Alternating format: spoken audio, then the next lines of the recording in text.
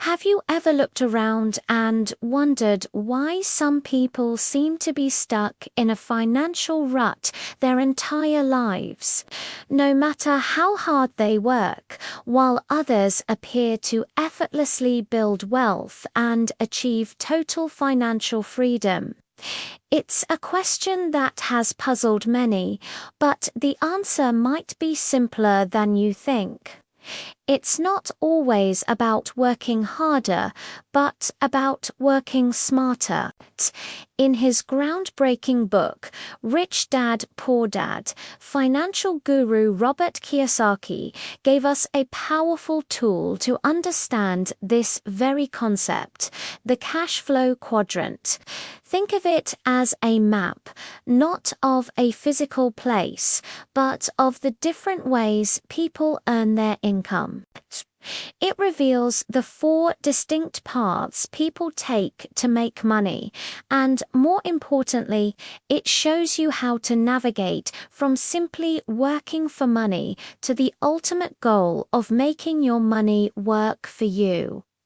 So, let's break down this map. The cash flow quadrant is divided into 4 sections, each represented by a letter E, S, B, and I. That's E for employee, S for self-employed or small business owner, B for big business owner, and I for investor.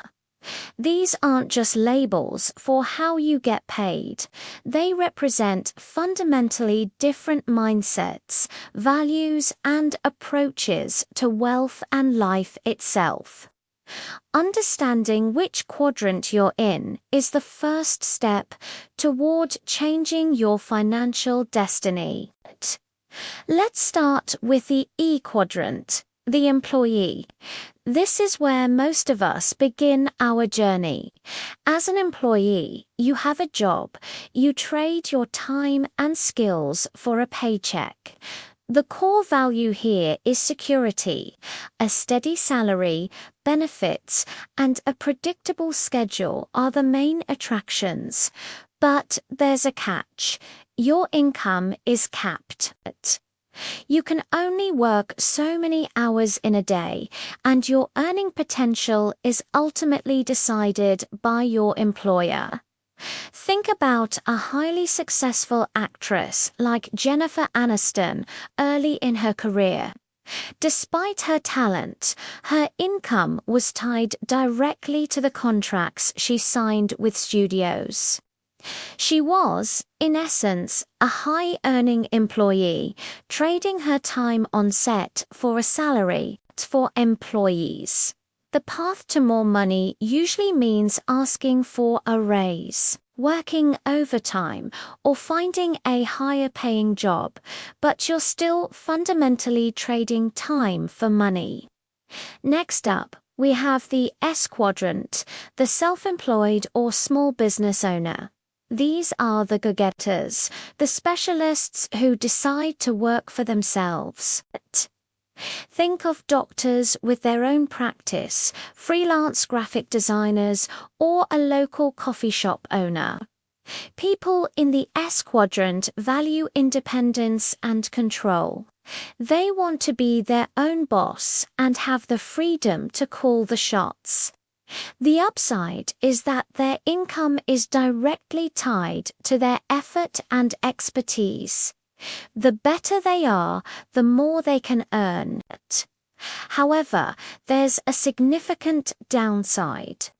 They don't just have a job, they are the job.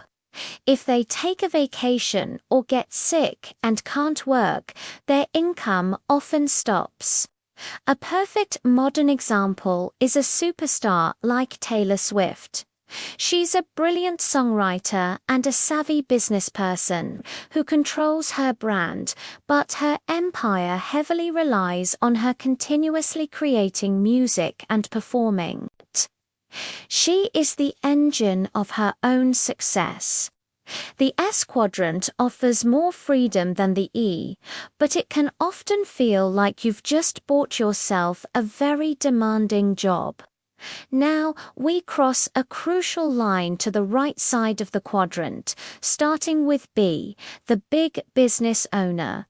This is where true leverage begins. A B doesn't just own a business. They own a asterisk system asterisk. People in this quadrant build businesses that can run and generate profit without their constant hands-on involvement.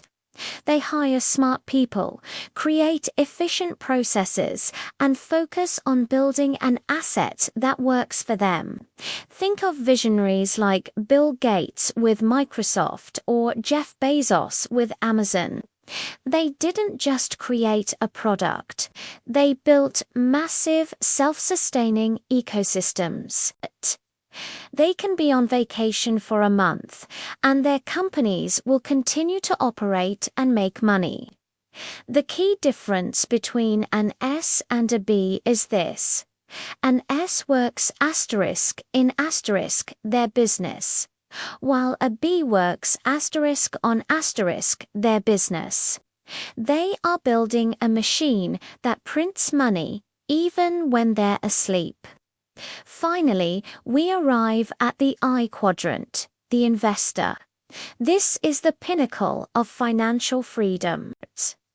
Investors don't work for money in the traditional sense at all.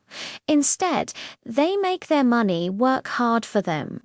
They use their capital to buy asset stocks, real estate, businesses that generate more income. Their money becomes their employee, working 24/7 to grow their wealth. Legendary figures like Warren Buffett are the ultimate example. He doesn't make products or manage a large team of employees. He allocates capital to businesses he believes will be successful, and his wealth grows through dividends and appreciation. Oprah Winfrey, after building her media empire a B quadrant success, transitioned powerfully into an investor, using her wealth to invest in various companies, multiplying her fortune. The I quadrant is where money is truly disconnected from your time. As Robert Kiyosaki famously said, the poor and the middle class work for money. The rich have money work for them. The cash flow quadrant is more than just a financial diagram. It's a powerful mindset map. It helps you identify where you currently stand and illuminates the path toward where you want to go. It's about shifting your thinking from seeking security in a paycheck to creating systems and investments that build true, lasting wealth. So take a moment to reflect. Which quadrant are you in right now? Are you an employee, a self-employed professional, a business owner, or an investor?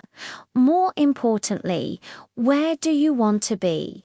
Understanding this framework is the first step. The next step is to start learning the skills and adopting the mindset of the quadrant you aspire to be in. What will you do today to begin your journey toward real financial freedom? Thanks for watching. If this sparked a new idea for you, don't forget to like this video, subscribe to the channel, and hit that notification bell so you don't miss our next one. We'd love to hear your thoughts in the comments below.